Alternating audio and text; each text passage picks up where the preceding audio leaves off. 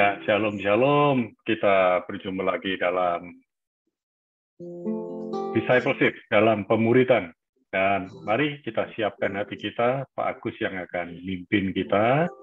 Dan kita awali dengan penyembahan dan doa, dipimpin oleh Pak Agus. Mari Pak Agus, silakan.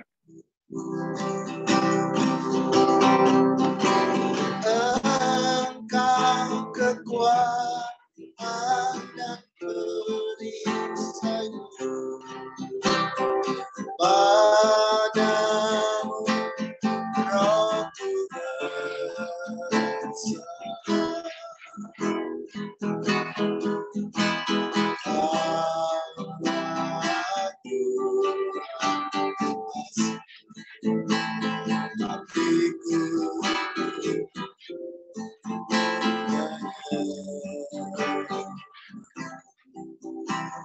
seperti rusa, supaya seperti rusa,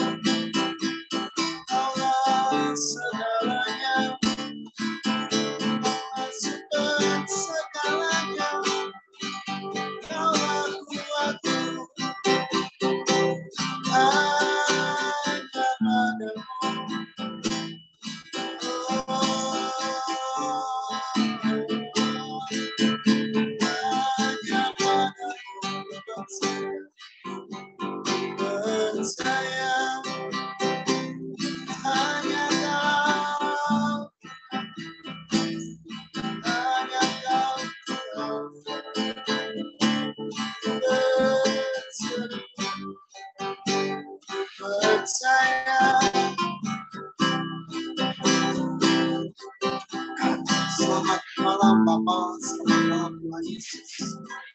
Selamat Roh Kudus. Terima kasih buat kasih-Mu, buat kebaikan-Mu, sebab Engkau sumber kekuatan. Percaya bahwa Engkau segalanya. Tuhanlah yang melangkah kehidupan kami, sehingga kami berjalan sesuai dengan rencana-Mu dan kehendak-Mu. Terima kasih buat malam ini. Acara kudus yang memberkati setiap kami. Apa yang kami dengar, melangkah kehidupan kami sesuai dengan Engkau. Terima kasih buat malam ini. Segala puji, segala hormat hanya bagi Engkau. Biarlah Tuhan yang mengurapi pertemuan kami.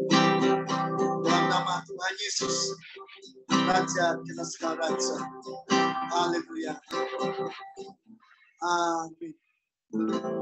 Amin, amin, amin. Haleluya.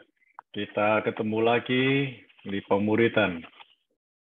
Ya, saya akan sharing tentang pintu sukses tidak terbatas. Pintu sukses tak terbatas. Dari Matius 23 ayat 12. Dan barang siapa meninggikan diri, ia akan direndahkan. Dan barang siapa merendahkan diri, ia akan ditinggikan. Hari-hari ini kita bisa melihat tayangan-tayangan di televisi begitu mengagetkan, ya. Kalau cerita hari ini, begitu harga eceran minyak goreng dilepas, langsung naik 2 kali lipat. Dan ternyata tersedia, ya. Waktu harga ecerannya ditetapkan sama semua, hilang. Ya, ada sesuatu di sana.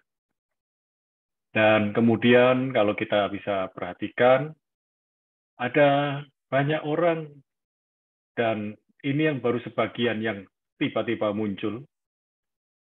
Kemarin dan 2 hari yang lalu itu ada orang bisa minta maaf dengan cengengesan dari orang yang ya lulusan SD, tiba-tiba dia bisa kaya raya luar biasa. Hasil dari bagaimana dia bercerita dan orang lain terpengaruh karena ceritanya.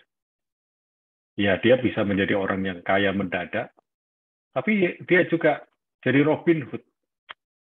Ya, orang yang terpengaruh dengan gaya hidupnya, pengen seperti dia. Dan akhirnya dari dia, hasilnya sampai kemana-mana, orang bisa tahu. Ternyata orang kaya mendadak itu pasti ada sesuatunya. Nah, pintu sukses tidak terbatas yang akan kita pelajari malam ini akan mengajarkan kita.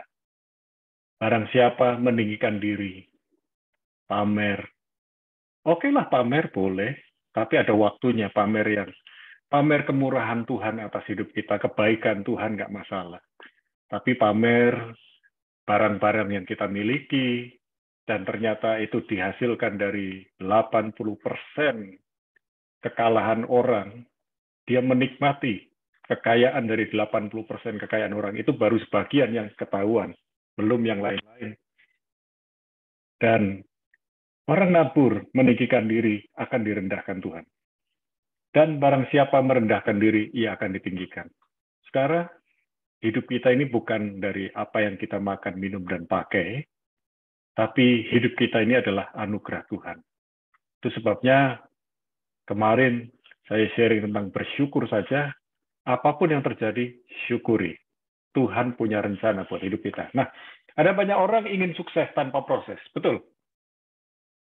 Ya, banyak orang ingin sukses tanpa proses. Nggak bisa. Bisa cepat sukses, tapi dia suatu hari ketika ambruk, cepat sekali tenggelam, hilang. Nah, sesungguhnya tidak ada sukses sejati tanpa proses kehidupan. Mau sukses sejati, standar firman Tuhan, ada proses kehidupan. Sebetulnya setiap kali kita mengalami proses kehidupan dan kita melewatinya, berarti mengalahkannya, maka itu adalah sebuah kesuksesan. Jadi kesuksesan itu bukan sekedar kaya raya seperti Crazy Rich, tidak. Tapi kita harus pahami bahwa kita sudah menjadi anak Tuhan, kita ini sudah menjadi pewaris kerajaan surga. Ya, isi surga itu milik kita sesuai dengan kapasitas kita masing-masing. Tentu anak umur 3 tahun tidak bisa diberi kepercayaan pegang pisau dapur. Itu bahaya. Itu sebabnya kenapa ada orang diberi kepercayaan 1, ada yang 2, ada yang 5 talenta. Karena tuannya tahu kapasitasnya masing-masing. Salah satu proses kehidupan yang harus kita jalani adalah kerendahan hati. Dan Tuhan itu memperhatikan reaksi dan respons kita saat kita direndahkan, difitnah, diperlakukan buruk, dan diterpa perbuatan jahat lainnya. Adakah kata-kata sumpah, serapah, makian, kemudian niat membalas dendam, ada pada diri kita? Kalau kita masih seperti itu, nggak jauh bedanya dengan mereka yang memperlakukan kita dengan buruk, dengan jahat, dengan tidak baik. Apalagi kita anak Tuhan yang tahu kebenaran firman. Saat kita tidak membalas perbuatan jahat itu kepada kita, Tuhan yang akan membalasnya ganti kita. Sehingga kita bisa tahu, kamu diam saja, biar aku yang berperang ganti kamu. Jadi, jangan merampas haknya Tuhan. Biarkan Tuhan yang bekerja. Karena kalau kita membalas dengan kekuatan kita, setimpal. Tapi kalau Tuhan membalaskan, hati kita akan disegarkan, dikuatkan. Nah, hal kerendahan hati adalah akses tidak terbatas untuk menikmati berkat-berkat-Nya yang tidak terbatas pula. Jadi, biarkan Tuhan yang tidak terbatas melakukan hal-hal yang tidak terbatas dalam hidup kita. Prinsipnya, miliki hati yang siap, miliki respons, reaksi yang benar ketika kita menghadapi masalah. Hati-hati mulut kita. Jangan gampang-gampang mengeluh. Mengeluh itu gampang. Tapi jangan gampang-gampang mengeluh. Daripada mengeluh, bersyukur saja. Ya, saya sudah banyak mengalami peristiwa. Budian juga pernah mengalami peristiwa. Salah satunya, kami ini dalam 2 malam sampai check-in pesawat 2 kali, paspor ditok 2 kali, sudah tinggal berangkat, koper sudah masuk di pesawat, pulang lagi masuk hotel. Besoknya lagi ngalami begitu. Banyak orang mengeluh. Itu di saat libur Lebaran. Banyak orang di bandara. Banyak orang ngomel. Tapi saya dan Budian tutup mulut. Menghibur orang lain. Menguatkan orang lain. Di situ karakter asli orang kelihatan. Karakter asli kelihatan ketika goncangan tiba. Tapi kami bersyukur. Dan ketika kami bersyukur, akhirnya hari ketiga berangkat juga. Dan semua baik. Ada rencana Tuhan yang luar biasa di balik peristiwa itu. Itu baru peristiwa delay pesawat. Bayangkan, andai kata pilot tidak bilang pesawatnya ada masalah, diam-diam saja.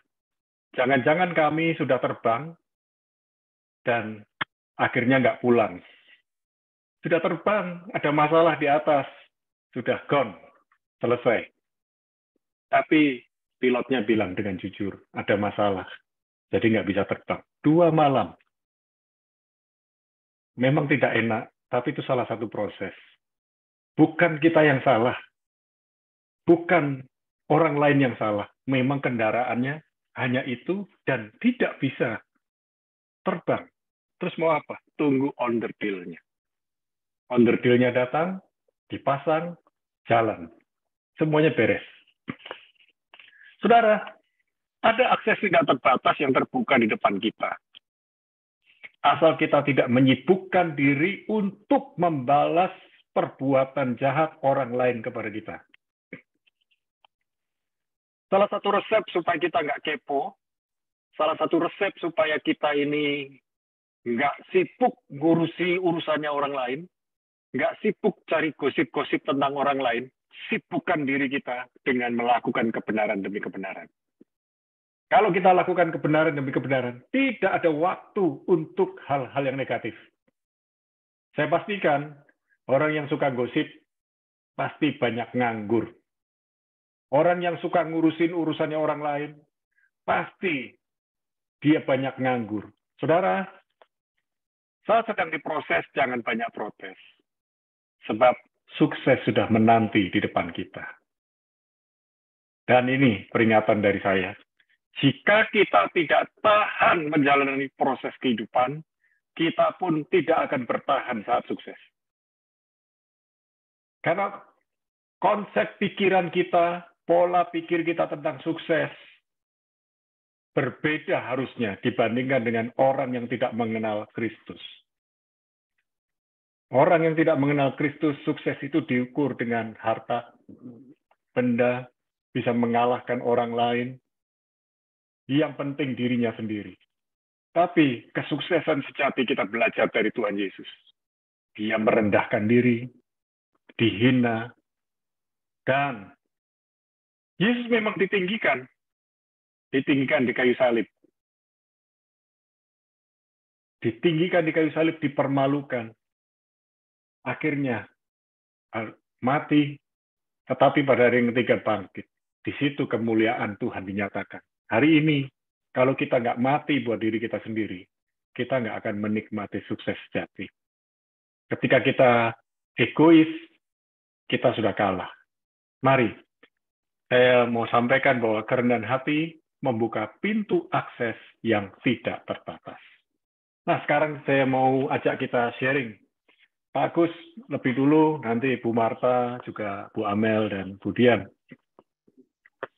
Mengapa ada orang ingin cepat sukses tanpa proses? Mari Pak Agus. Kadang-kadang orang itu tidak mau capek, Pak.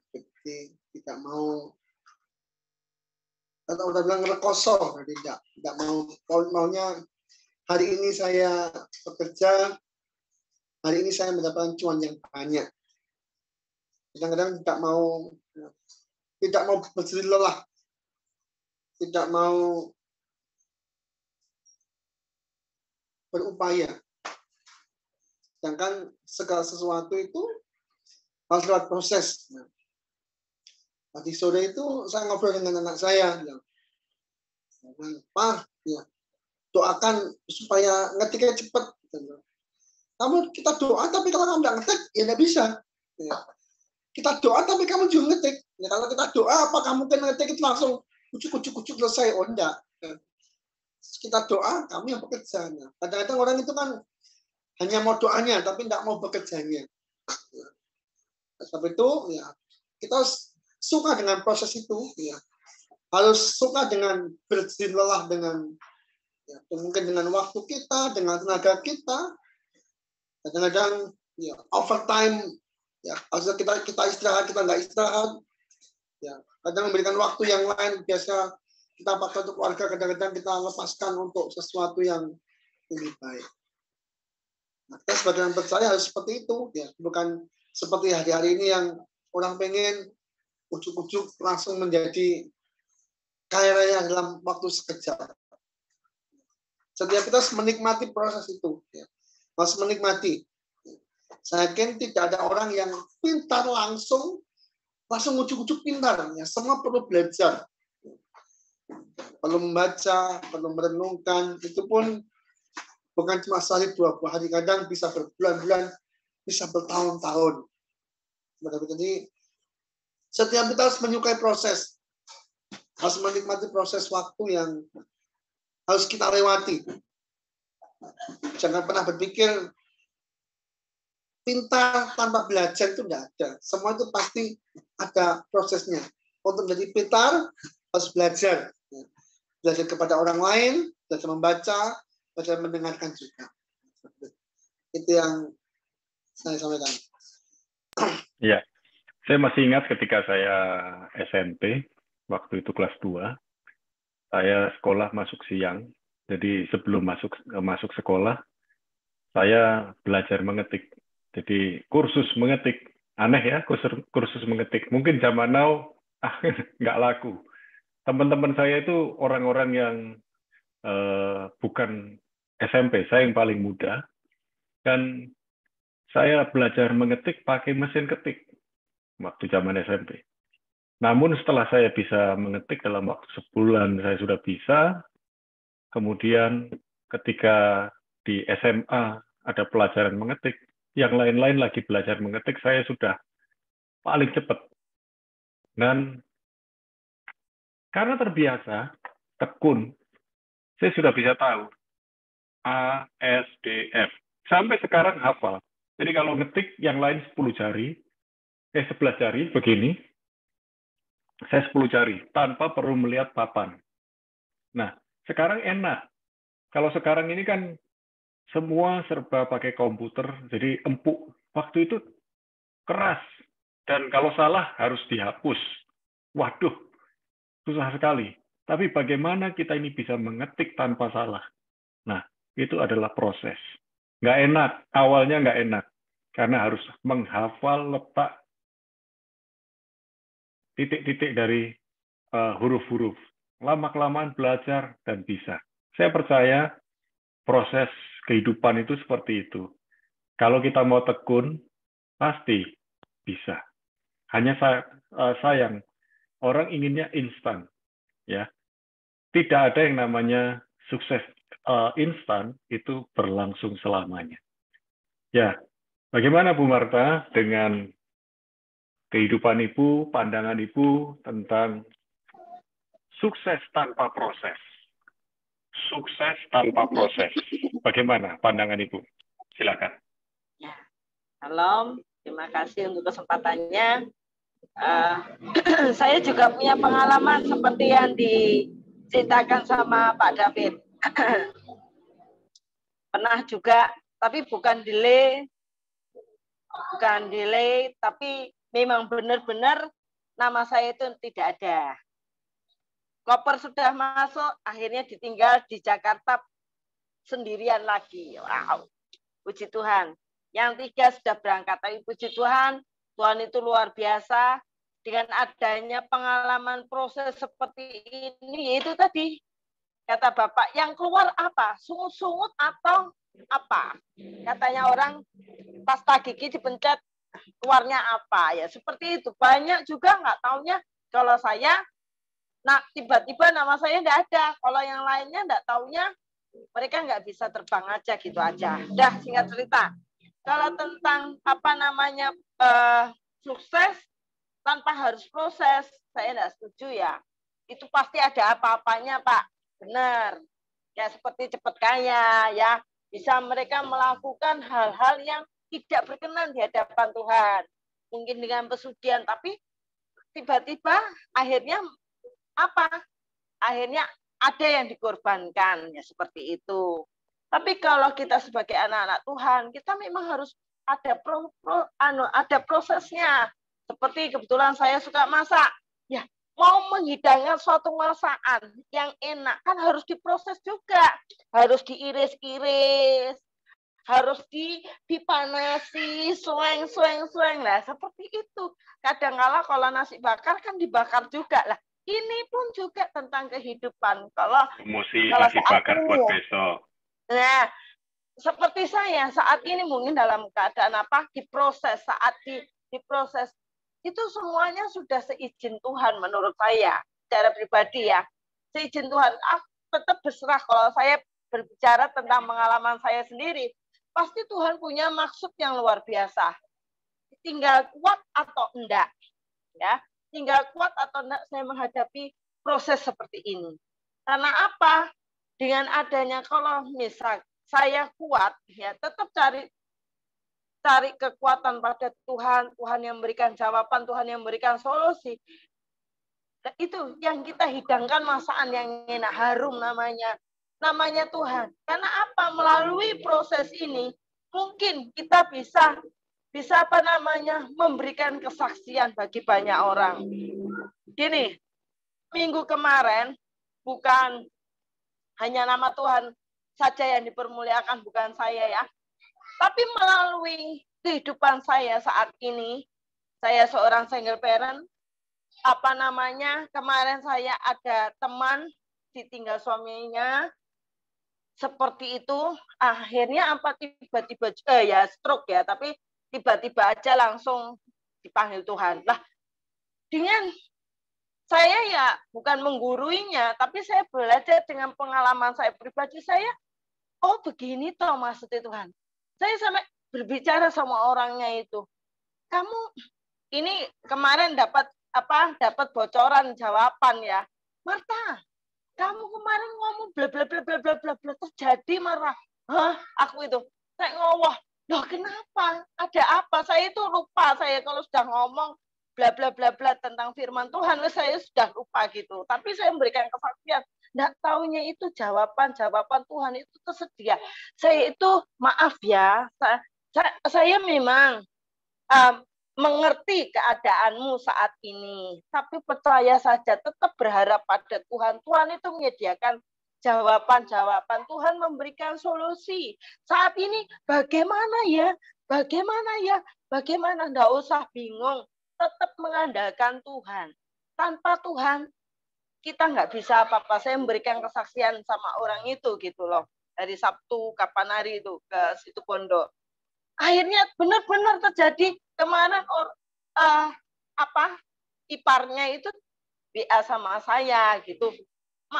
Saya nggak ngerti, saya cuma ngomong gitu aja. Itu loh. Buka apa ya? Kalau saya misalkan protes ya, Bapak pernah bilang gini ya, kalau mau sukses jangan protes ya Pak. Ya, apa betul ya Pak ya? Ya. Kalau waktu diproses jangan protes. Tuhan mengalir aja sama Tuhan. Apa yang Tuhan mau dalam hidup kita itu loh Tuhan berbicara. Akhirnya benar, nah melalui kehidupan kita ya itu yang kita sajikan, nama Tuhan yang dipermuliakan. Akhirnya itu memberikan kekuatan kita bicara tentang kesaksian, nggak taunya, nah itu timbul iman. Akhirnya nama Tuhan yang dipermuliakan, bukan saya tapi nama Tuhan. Karena melalui apa? Proses kehidupan. Ini loh Marta, rencanaku. Haleluya, itulah. Maaf Pak, agak panjang. Nggak apa-apa, panjang kali lebar sama dengan luas. Iya, karena begitu hebat, luar biasanya Tuhan Pak. Iya, puji Tuhan. Jadi saat sedang diproses, jangan banyak protes. Sebab sukses sudah menanti di depan kita. Jadi, sukses itu bonus. Jadi jangan kejar sukses. Salah, orang tidak mengenal Yesus mengejar kesuksesan. Padahal kita menaklukkan diri kita itu adalah kesuksesan. Nah, sekarang saya mau tanya kepada Bu Amel. Apa definisi sukses menurut Bu Amel? Nanti saya tanya lagi yang lain-lain. Mari Bu Amel. Sukses menurut saya, Pak. Sukses menurut saya bukan hanya materi saja, Pak. Sukses ya bisa mengalahkan rasa-rasa, misalnya kalau di dalam hati ada rasa yang tidak baik, berusaha menggerutu itu ditekan, Pak. Jadi harus bisa bersyukur dalam segala keadaan. Itu sukses menurut saya sekarang. Soalnya akhir-akhir ini juga saya belajar untuk selalu mengucap syukur dalam segala keadaan. Meskipun misalnya ada kelihatan tidak enak, tapi yes, bersyukur, flashback lagi kebaikan Tuhan selama ini di dalam hidup saya itu apa aja gitu. Akhir-akhir ini sering diingatkan Tuhan begitu soalnya, maksudnya harus flashback. Dan kebetulan sharingan firman yang dapat mungkin dari Pak David, dari Budian, atau saya dengarkan khotbah lain itu ya gitu. Harus banyak bersyukur supaya kita mendapatkan berkat yang tidak disangka. Bukan hanya materi saja loh Pak, berkat itu. Berkat dalam arti apa? Yang penting ada damai sejahtera di dalam hati. Gitu. Gitu aja Pak. Ya, nah sekarang pertanyaan berikutnya. Bagaimana Bu Amel melihat proses kehidupan yang membawa kepada kesuksesan itu? Ya harus disertai perjuangan, Pak. Tidak ada sukses instan. Harus ada perjuangannya. Kalau instan itu gampang hilang, Pak, menurut saya. Ada prosesnya. Kayak misalnya pengen dapat sesuatu, dulu saya kan ya, maksudnya belajarnya yang getu, nanti dapat itu beasiswa, misalnya gitulah. Ya itu contoh-contoh gitulah, Pak, menurut saya. Ya, oke. Luar biasa. Jadi tidak ada yang namanya sukses tanpa proses. Kemudian kalau ada sesuatu hal yang tidak sesuai dengan kemauan kita, kerinduan kita, kehendak kita, ya kita belajar bersyukur, bukan menggerutu, bukan bersungut-sungut, bukan mengeluh. Ada jutaan alasan untuk bersungut-sungut, untuk mengeluh. Dan ingat, orang yang mengeluh, orang yang bersungut-sungut, orang yang menggerutu, wajahnya berbeda dengan orang yang bisa bersyukur. Masalahnya sama, tapi cara menanggapinya beda, hasilnya akan beda. Nih, saya mau kasih tahu, adalah sebuah kebodohan, dan itu gila. Melakukan hal yang sama, dan mengharapkan hasil yang beda. Saya ulangi lagi. Melakukan hal yang sama, mengharapkan hasil yang beda. Kalau saudara seperti itu gila, itu bodoh. Karena kalau lakukan hal yang sama, pasti hasilnya sama. Kalau ingin hasilnya beda, lakukan hal yang beda. Ingin lebih, lakukan yang lebih. Dan saudara, jangan pernah membatasi dorongan hati yang ada dalam diri saudara. Ketika saudara perlu menolong orang lain, jangan tunda. Paling tidak minimal, kalau Pak Agus ya ngobrol lah dengan istri. Saya ngobrol dengan istri. Ya, berapa hari yang lalu ada rekan saya sekolah, ya karena kebutuhan hidup, dia harus menipu. Dan kena pasal 378, ya itu kalau kita kenal Sancipa itu, nah itu akhirnya masuk dia sekolah kehidupan dan belum lulus. Orang mungkin berpikir cuma setengah tahun, cuma setahun, tapi sudah masuk. Itu beda, pandangan masyarakat itu beda. Apalagi kalau kena 378. Oh, untuk beri kepercayaan kepada dia nggak mudah. Saudara, jangan meremehkan proses kehidupan. Orang yang meremehkan proses kehidupan, dia akan menyesal. Dan lebih baik kita ini menyesal dan bertobat sekarang daripada menyesal selanjutnya. Nah, saya minta Bu Dian bisa sharing tentang proses kehidupan yang menghasilkan berkat-berkat tidak terduga. Mari Bu Dian.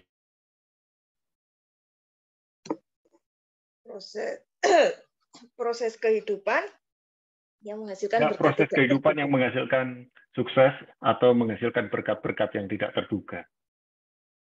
Paling enak itu berkat tidak terduga loh. Ibu-ibu pasti setuju semua ini. Berkat tak terduga yang dari Tuhan itu yang maksudnya berkat yang enak itu pasti semua pengen. Cuman saya selalu ingat ini ya, ada di perumpamaan ya. Sampai akhirnya si Tuhan kembali datang kepada orang yang diberi talenta itu masing-masing. Yang dikatakannya itu kan luar biasa, baik sekali perbuatanmu, hai hambaku yang setia.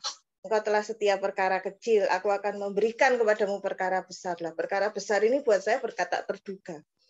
Sebab tapi didahului dengan sikap hati kita, terus sikap diri kita. Orang yang punya talenta yang sedikit itu yang saya perhatikan talenta yang satu ya, dia cuman 6 itu talenta sudah sedikit, tidak dikerjakan lagi. Tapi yang lainnya 5, 10 itu dikembangkan dengan luar biasa. Mungkin kadang orang mikir sama dengan ayat kalau di dalam talenta ini kan kita lihat orangnya itu betul-betul tekun, rajin. Dia kerjakan apa yang dia bisa. Memang bukan cari uang, karena siapa yang mencintai uang tidak akan puas dengan uang.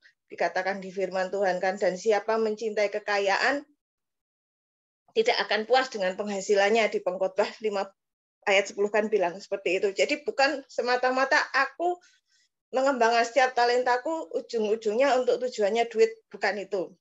Ya. Sehingga kalau tujuan kita duit, nanti kita jadi mencintai duit.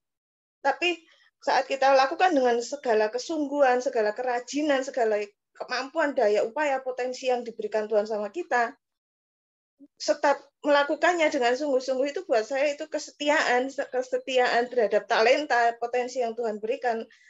Itu mau enggak mau nanti kita setia, kita berhasil dalam satu hal yang kelihatannya mungkin kecil, mungkin sepele, mungkin dibuat orang lain, cuman gitu aja. Tapi Tuhan yang sudah berjanji, Tuhan yang menepati. Nanti aku akan beri perkara besar. Nah, perkara besar seperti apa itu urusannya Tuhan. Yang penting dalam setiap apa yang dipercayakan, lakukan saja. Dari pimpinan kita percayakan apa, dari mungkin orang tiba-tiba percayakan kita pekerjaan apa, kita mampu lakukan, kita punya potensi lakukan saja. Bersama Tuhan tidak ada yang sulit kan. Jadi lakukan saja setiap apa yang dipercayakan sama kita. Setiap kita harus mengasah diri seperti apa, kita mungkin harus rajin seperti apa mengerjakannya. Nanti pasti Tuhan bilang perkara besar akan diberikan. Ya itu buat saya sudah berkata terduga. Besarnya seperti apa kan luar biasanya Tuhan itu, tidak ada batasnya kan berkatnya buat kita. Tuh. Ya, terima kasih Bu Dian. Saya harus jujur sampaikan begini. Banyak orang mencari nubuatan. Hari Senin yang lalu saya mengajar di Rock Semarang by Zoom. Saya bilang, banyak orang mencari nubuatan. Tapi ingat, jangan cari-cari nubuatan. Tapi perhatikan firman Tuhan. Karena kalau kita cari nubuatan, menganggap hamba Tuhan itu seperti dukun. Apa masa depan saya, siapa pasangan saya, nanti kerjaan saya bagaimana. Namun ketika saya berjumpa dengan Nabiah, ya ini nabi perempuan, dia sampaikan sesuatu yang besar, dan saya bicarakan dengan istri, dengan Bu Dian, satu demi satu tergenapi. Dan saya begini, tidak pegang kata-katanya, tapi saya bilang sama Tuhan, itu perkataan-perkataan yang baik, perkataan-perkataan yang menguatkan, perkataan-perkataan yang menghiburkan. Saudara bisa lihat tuh, nubuatan itu membangun, menasihati, menghibur, menguatkan. Itu ada di 1 Korintus 14 ayat yang ketiga. Nah, saya tangkap itu, saya bilang, kita tangkap, kita bawa doa, biar Tuhan yang menggenapi. Jadi setiap kata-kata yang baik, kata-kata yang menghibur, kata-kata yang menguatkan, kata-kata yang mengingatkan tentang masa depan kita. Kalau itu benar dan baik sesuai dengan firman Tuhan, tangkap, aminkan, dan suatu hari akan terjadi.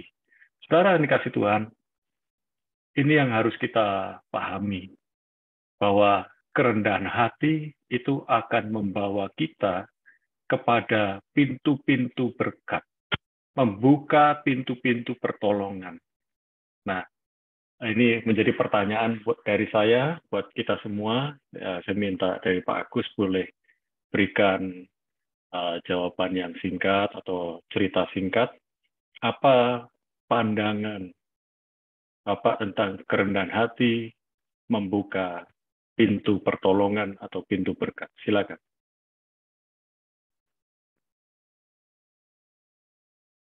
Mikrofon boleh dibuka. Menurut saya pandangan tentang kerendahan hati itu ya harus menjadi tolak ukur sebagai orang percaya untuk membuka pintu-pintu berkat. Jadi saya yakin bahwa kerendahan hatilah yang membuat orang itu bisa menikmati segala pintu-pintu berkatnya. bagaimana seseorang itu bisa dibukakan pintu berkatnya kalau dia nggak bisa rendah hati. Contoh gini, ketika saya berbicara dengan seseorang, saya membutuhkan pertolongannya, nggak mungkin saya bilang, ya, kamu pelit, ya, kamu sombong, kan nggak mungkin. Ya. Saya bisa mengatakan bahwa memang saya seperti ini, saya perlu ini. Dan kita mengucapkan hal-hal yang bukan menjadi orang lain ya, menjadi tambah jengkel, tapi kita menunjukkan bahwa hidup kita orang-orang yang rendah hati di hadapan Tuhan. Ya. Kita nggak, oh Tuhan pelit, Tuhan sombong, kenapa nggak berkati? Ya. Kok pintu-pintunya belum terbuka? Ya. Kita menyadari bahwa siapapun tidak suka dikatakan pelit, bohong, ya. Ya. Tapi kita harus merendahkan diri kita, ya. Bahwa kita perlu Tuhan, ya. Kita perlu segala sesuatu yang dari Tuhan untuk hidup kita. Nah, makanya kerendahan hati kita merendahkan diri kita di hadapan Tuhan. Dengan sikap hidup kita, ya, apa sih yang kita sombongkan dari hidup kita, semua toh dari pemberian dari Tuhan. Tidak ada, meskipun kita bekerja keras, kita bekerja cerdas, saya yakin bahwa yang membukakan pintu-pintu adalah Tuhan Yesus. Kita berusaha dan bekerja, tapi untuk pintu-pintu berkatnya adalah Tuhan yang membukakan bagi kita. Setiap kita harus rendah hati di hadapan Tuhan dengan sikap kita, dengan kelakuan kita, dengan bicara kita, dimanapun kita berada. Bukan hanya sekedar kita tempat berkumpul sama-sama dengan orang percaya, tapi di lingkungan pun, ya, di pertemanan kita pun, kita harus selalu rendah hati. Dan saya kira ketika kita rendah hati, Tuhan akan melihat bahwa kita benar-benar orang yang bisa dipercaya oleh Tuhan. Terima kasih. Ya, thank you, Pak Agus. Saya percaya bahwa kerendahan hati itu membuka pintu berkat. Ya, bagaimana bersikap kepada Tuhan itu penting sekali. Ya, terima kasih Pak Agus. Nah, Bu Marta, bagaimana pandangan Ibu tentang kerendahan hati membuka pintu berkat? Yang mungkin bisa menambahkan hal-hal yang lain, silakan. Puji Tuhan. Nah, memang diperlukan kerendahan hati dan hati yang hancur di hadapan Tuhan. Jangan banyak protes, jangan banyak mengeluh, tetap bersyukur.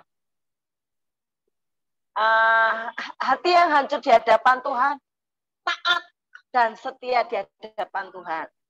Sukses, katanya Bu Amel, tidak secara instan. Itu akan lebih tahan lama kesuksesan itu dibandingkan kesuksesan yang didapat dengan instan. Akan menguap seperti kata pengkhotbah, menguap seperti angin air, ya, seperti itu. Itu aja, Pak. Oke. Hancur di hadapan Tuhan. Kerendahan hati Tuhan ini loh. Apa yang Tuhan mau. Ya, Bu Marta, betul. Memang punya hati yang hancur. Artinya hati yang hancur ini adalah sebuah persembahan yang hidup kepada Tuhan. Nah, saya tanya kepada Bu Amel. Pertanyaan yang sama. Kerendahan hati membuka pintu berkat. Menurut Bu Amel seperti apa?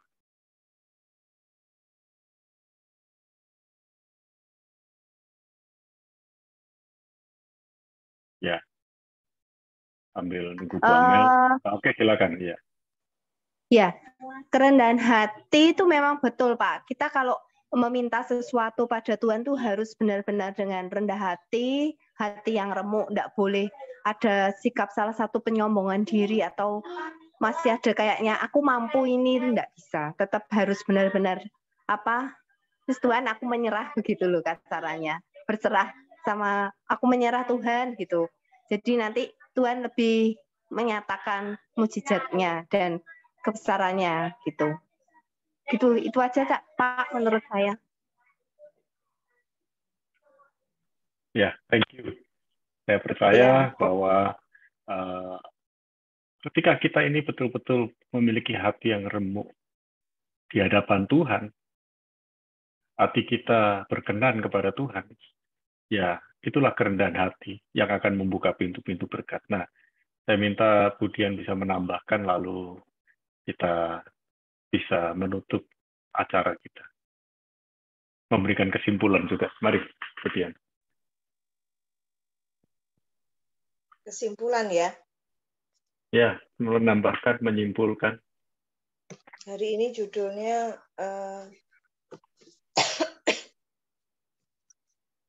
untuk Pintu sukses tidak terbatas. Pintu sukses tidak terbatas. Tidak terbatas di dalam materi, kalau kesimpulan dari perbincangan hari ini, tidak terbatas hanya dalam bentuk materi, tapi juga dalam bentuk hal lain, terutama juga dalam bentuk sukses kerohanian, karena toh nanti kita juga tidak hidup di bumi terus, kita suatu saat harus menghadap tahta pengadilan Tuhan dan hidup kekal. Itu sukses di masa sekarang dan sukses masa mendatang.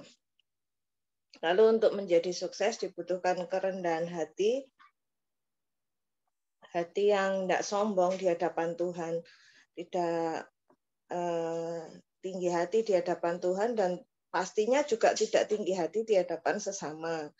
Karena kita bisa bilang kita tidak sombong di hadapan Tuhan, tapi kalau kita menyombongkan diri terhadap sesama, itu juga sama aja bohong.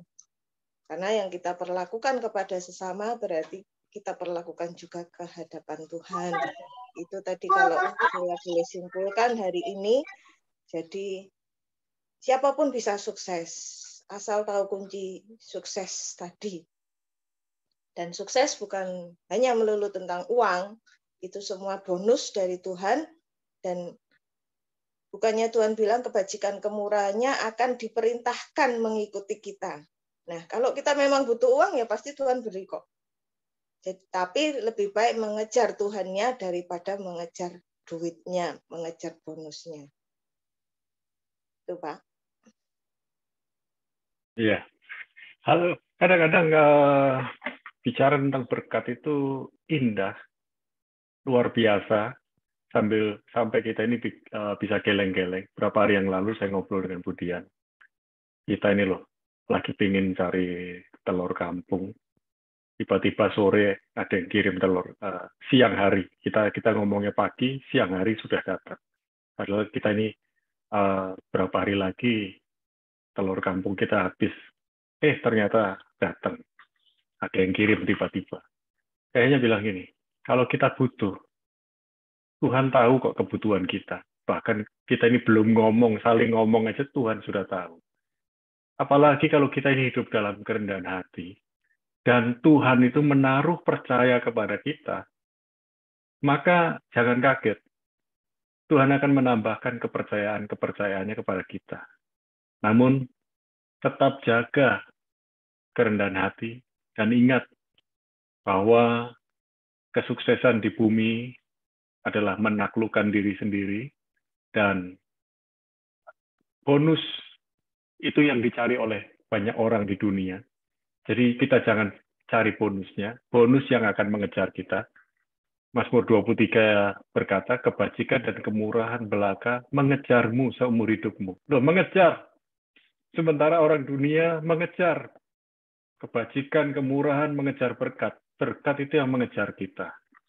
Dan mari kita mencari sumber berkat. Mengucap syukur senantiasa, seperti Bu Amel tadi bilang. Mengucap syukur. Bersyukur saja. Bersyukur saja. Waktu kita bisa bersyukur, itulah wujud penyembahan kita kepada Tuhan dalam kehidupan kita sehari-hari.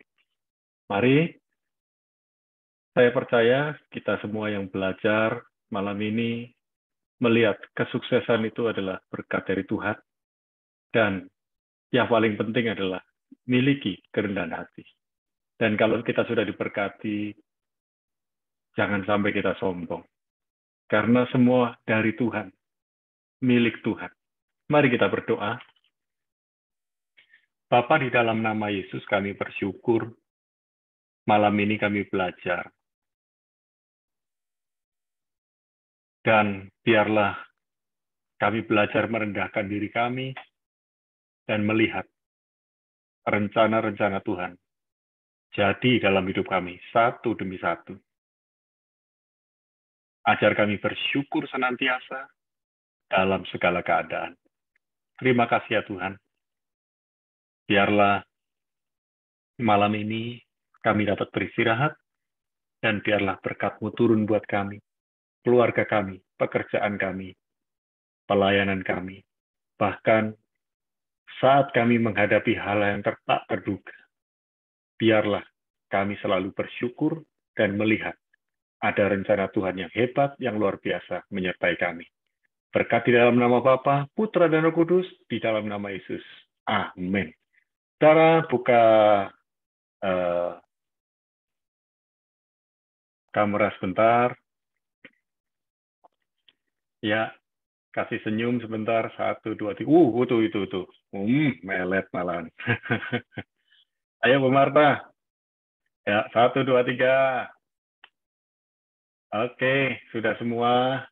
Oke, sampai jumpa minggu depan, Kamis depan. Selamat malam, Tuhan Yesus memberkati. Tetap sehat, tetap kuat. Tuhan Yesus memberkati.